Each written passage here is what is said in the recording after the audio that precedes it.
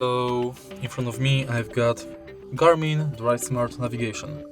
In this video I'll show you how to find and manage map display settings.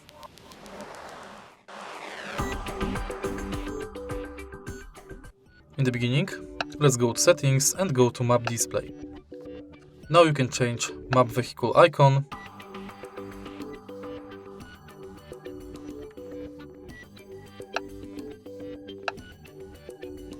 change driving map view,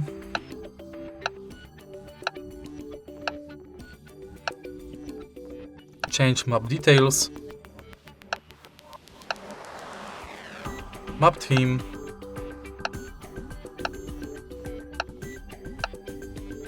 map layers,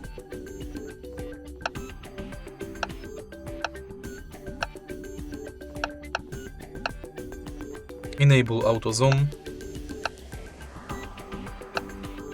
and check your installed maps.